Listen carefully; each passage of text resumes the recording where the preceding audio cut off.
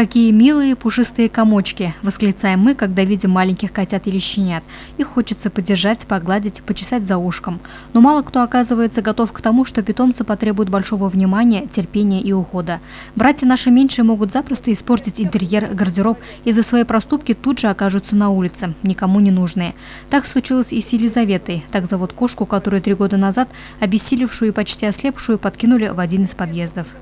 Нам вот этого котенка, эту кошечку эту подбросили маленькую, слепую, мы выничили ее, глазки ей вылечили, но она начала нам котят таскать.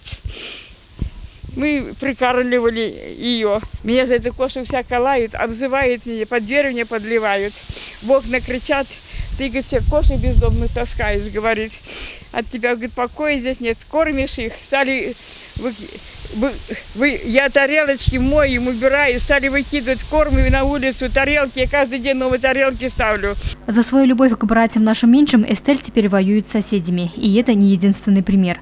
Многие в виде бездомного животного хотят помочь, но не знают как. Для них и существует волонтерская организация «Зоопланета». Она оказывает помощь травмированным животным, зачастую это собаки и кошки, оказавшиеся на грани жизни и смерти. «Зоопланета» не является приютом, что все животные передерживаются у кого-то, у таких же волонтеров, как и мы. То есть они берут, лечат и далее пристраивают, либо оставляют себе. То есть поступают такие звонки, чтобы возьмите, соберите, помогите и прочее. То есть нас очень мало, и мы требуемся в волонтерах, которые будут нам помогать. Одна из основных задач этой волонтерской организации – сокращение популяции бездомных животных путем кастрации и стерилизации. Ветеринары заверяют, что для питомцев это абсолютно безвредно. Это наиболее гуманный способ контроля численности популяции домашних животных. И никакого вреда, по сути, домашнему питомцу, либо кошке, собаке от стерилизации не будет, так как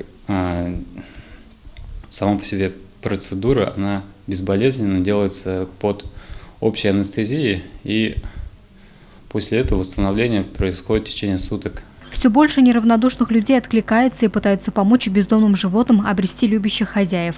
Одной из таких оказалась Залифа. В данный момент у нее на передержке находится кошка с 9 котятами. Проходя мимо котят, я не могу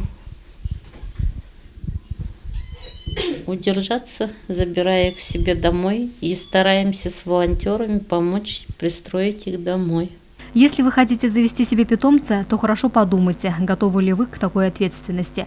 Ну а если уж взяли четвероногого друга, то будьте добры, отвечайте за свой поступок, ведь его жизнь зависит именно от вас.